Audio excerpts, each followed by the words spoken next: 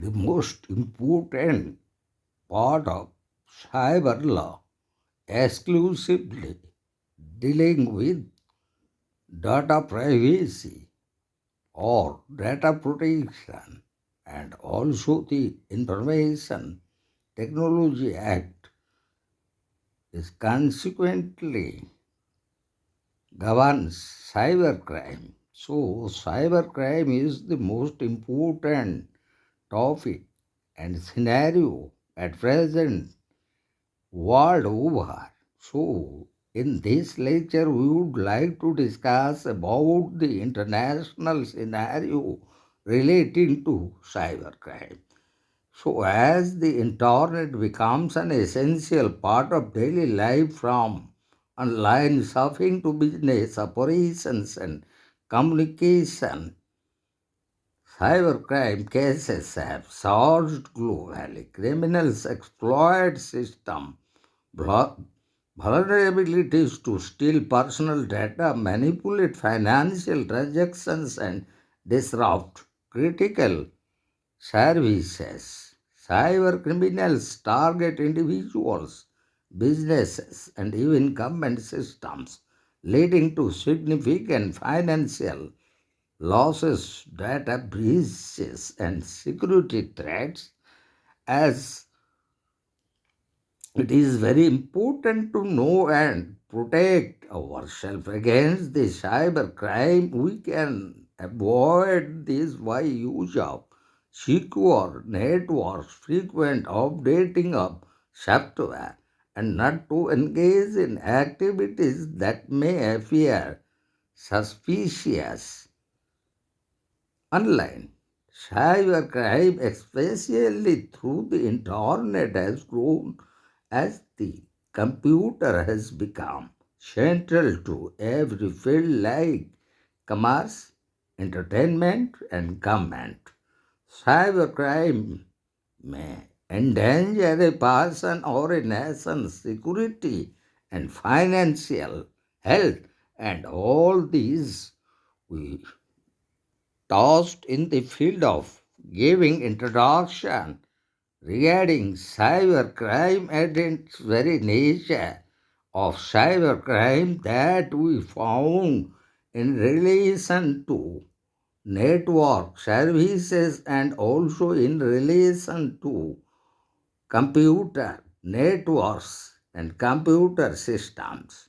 So now we would like to discuss the very types of cyber crimes that relating to computer networks and devices, and in particularly in relation to malware attacks. So these crimes involve direct attacks on computers, servers, or digital infrastructure to steal data, cause disruption, or damage systems. It involves different threats like viruses, bugs, etc., and denial of service attacks. So, first of the kind is the malware attacks. This kind of cyber threat relates to malware, viruses, worms, and Trojans, etc., for interfering, damaging, or unauthorized access to computer system. For example, ransomware encrypts files and then later demands ransom for decryption. And the second that was the type of computer network crime is denial of service. So, in case of denial of service attacks, here the attackers focus on a system and flood it with high traffic, hence making it inaccessible to the users. Another dangerous variant of denial of service where many compromised system target one thus much difficult to defend against. And as for example, a denial of service attack crashes an e-commerce website by overwhelming its server with traffic. And now we'll go to the third kind of or types of computer crimes relating to cybercrime is phishing attacks. These are masqueraded emails or messages claiming to be from a formal web but only request that the user grant access to sensitive information like password, points for an account or credit card numbers. Phishing can be described as an outstanding one of the most common cyber threats. For example, a fake PayPal login page that steals your credentials. And now we'll go to the fourth types of cybercrime, that is zombie networks, and which is otherwise called botnets. A number of hijacked computers can become a botnet of malware that can be used by an attacker for coordinated attacks or spamming. For example, hackers use botnets to send millions of spam emails in a single day. And now we would like to discuss the next one, that is cyber stalking. So, in connection to cyber stalking, this is considered as that crime in the nature of threatening or frightening a person online and spreading fear and emotional distress.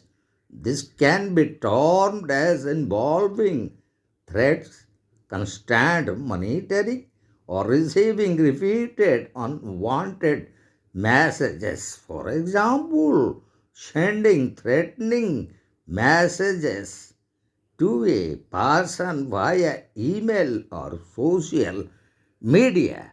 And now the next type of cybercrime could be financial fraud.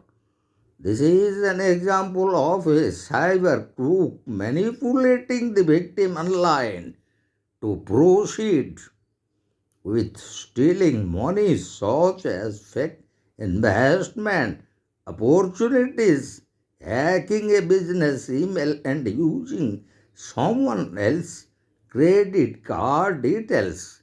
For example, a fake online store that steals credit card details without delivering products. And the next type is the identity theft. It is normally the identity of people whose information is stolen with the intention of only acting like them, either to misuse their cash or money from their account or even to do malicious reasons. It always lowers the credit score of the victim, and in the worst case scenario misuse the account or loan financially with incorrect transactions. As for example, a hacker using stolen credentials to apply for credit cards and loans. And now we would like to discuss regarding hate crimes as a type of cybercrime.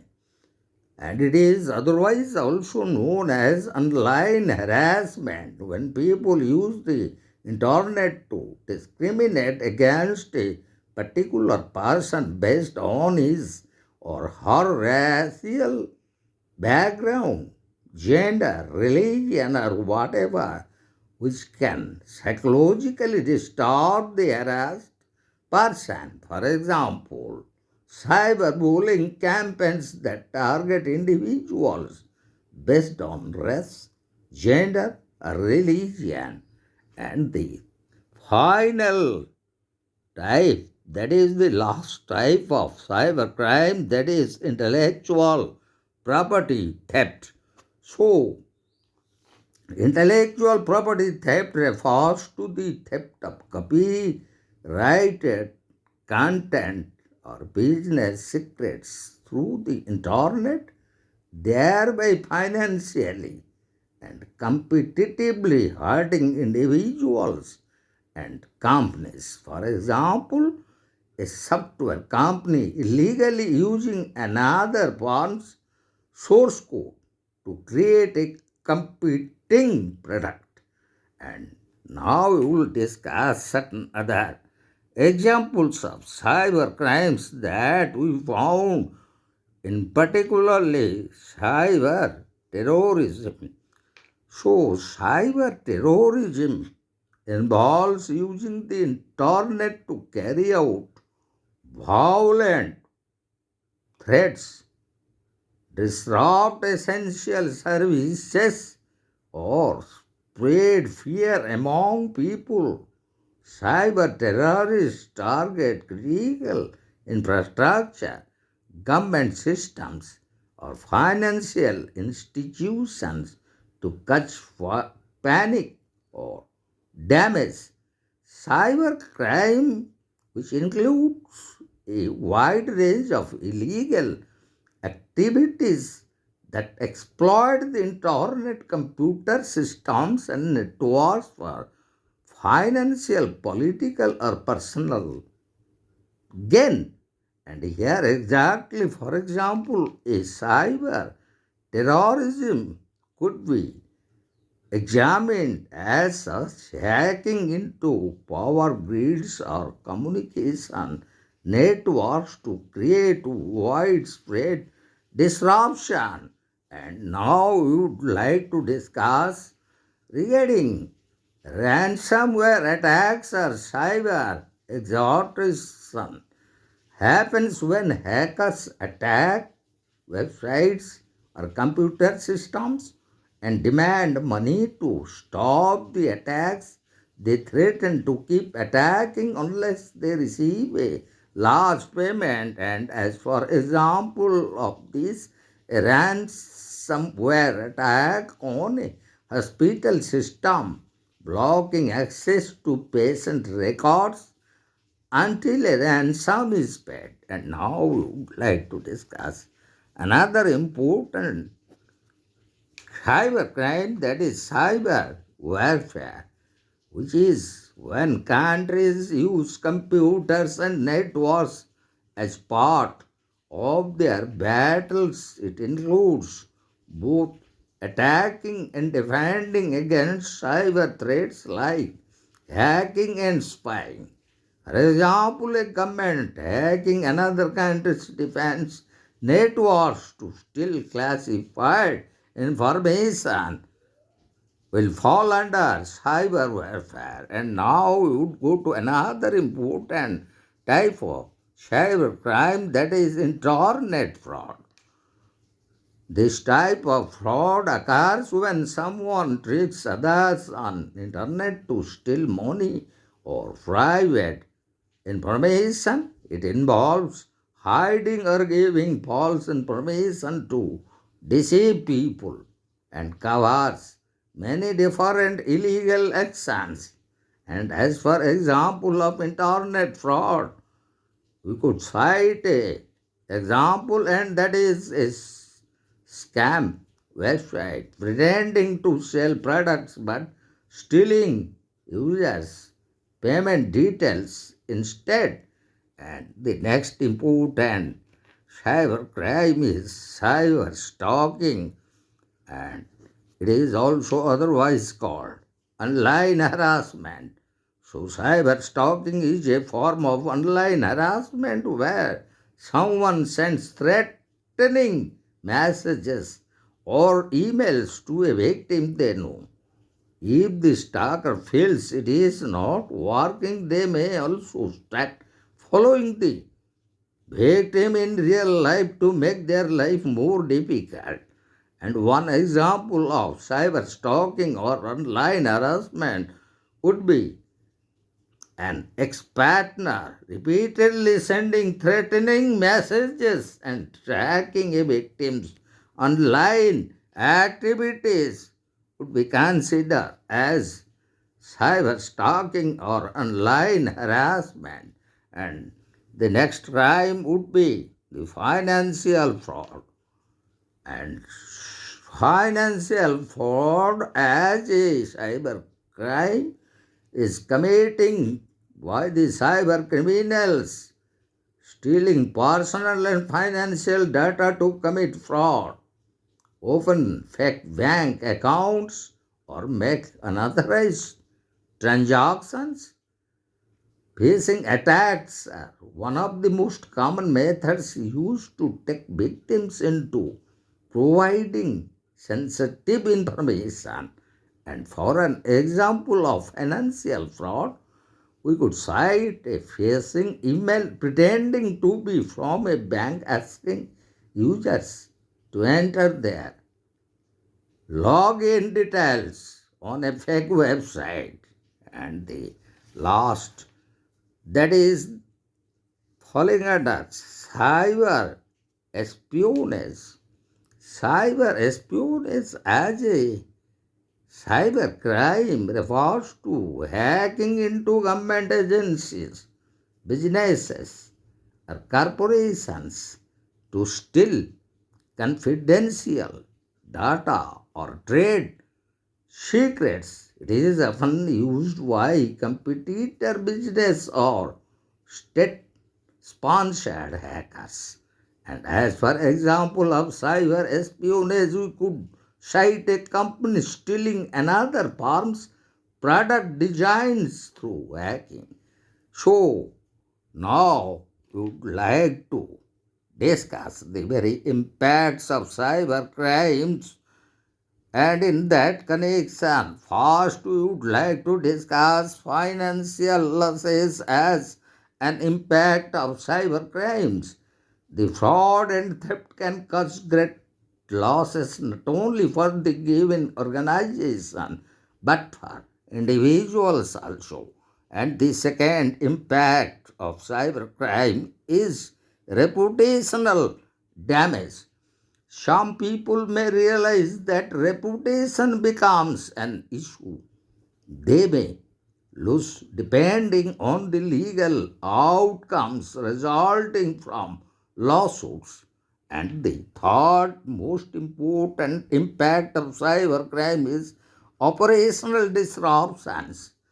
As will be highlighted later, such an occurrence leads to a shutdown and consequently a loss of productivity. And the fourth most important impact of cybercrime is relating to legal consequences.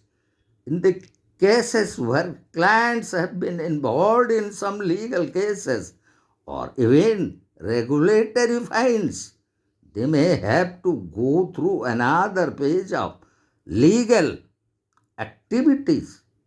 Clients have to spend considerable amount of money on protecting their data. So finally, we would like to discuss certain recommendations regarding protection measures and how one should protect oneself against cybercrime. So the first most important recommendation or suggestion is to use strong password. Maintain different passwords and username combinations for each account, and resist the temptation to write them down.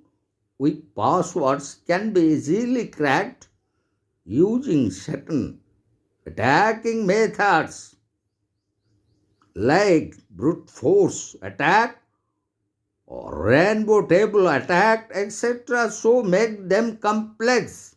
That means combination of letters, numbers, and special characters would be considered a strong password, and it is an important recommendation or suggestion to protect oneself against cybercrime.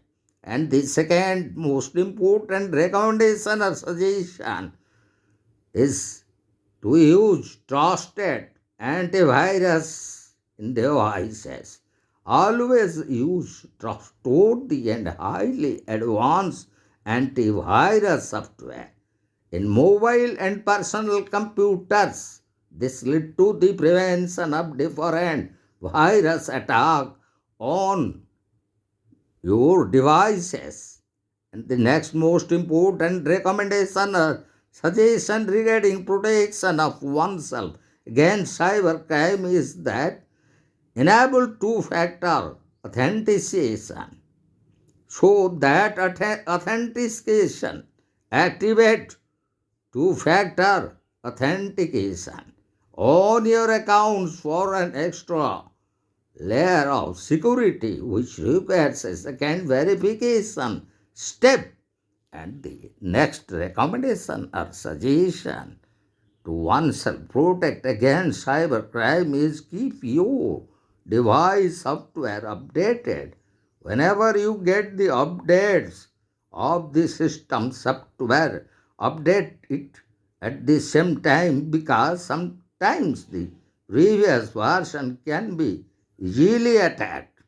And the next recommendation suggestion regarding protecting oneself against cybercrime is use secure network, public Wi-Fi, or vulnerable. Avoid conducting financial or corporate transactions on these networks. And the next important recommendation would be never open attachment in spam emails.